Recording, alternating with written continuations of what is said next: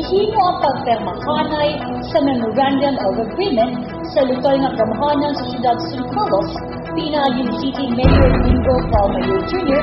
o sa Visayan Maritime Academy, pinaagi sa ilang representative na si Attorney John Orola Jr., President sa VMA Global College.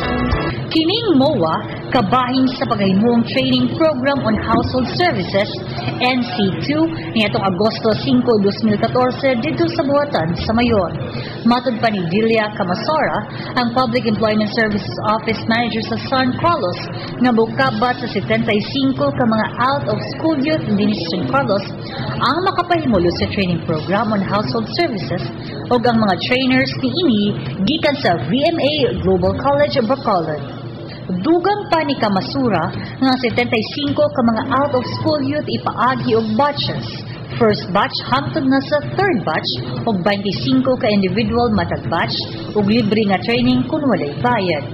Ang tuyo nini mao ang tudluan ang mga out-of-school youth ug ang mga household services para maoy magamit sa panahon nga sila mangita og trabaho. Ang maong programa gitimbayayungan sa lokal nga gamahanan sa siyudad sa San Carlos, TESDA o VMA Global College. Matod pa ni Kamasura nga ang budget ni ini gikuha gikan sa Grassroots Participatory Budgeting Project 2014 o kung GPB nga nagbalor og 475 mil pesos. So this funding more is for the training program of the Household Services NC2, which is one of the skills training programs to be implemented maybe this coming September or this August 2013.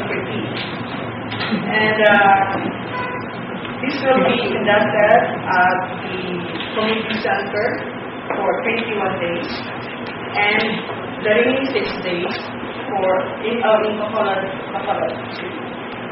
Now, based on the qualification, that's the qualification map. It has a total training cost of 375,000 and plus 27,500 for the assessment fee, making a total of 412,500, whereas the 82,500 is a 20% LGU counterpart.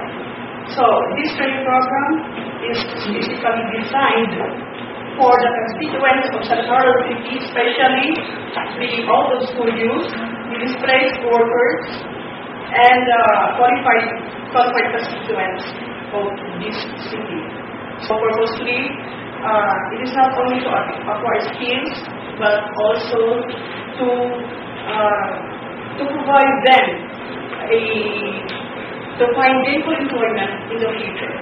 Ang Grassroots Participatory Budgeting nagpunting sa mga rural development programs ug sa mga conditional cash transfer program diin nalambuligit ni ini ang mga ahensya sa gobyerno sama sa Department of Agriculture, Department of Agrarian Reform, Department of Environment and Natural Resources, DSWD, DepEd ug DOH ug kini nga mga ahensya appeal sa community plans sa ilang proposed projects.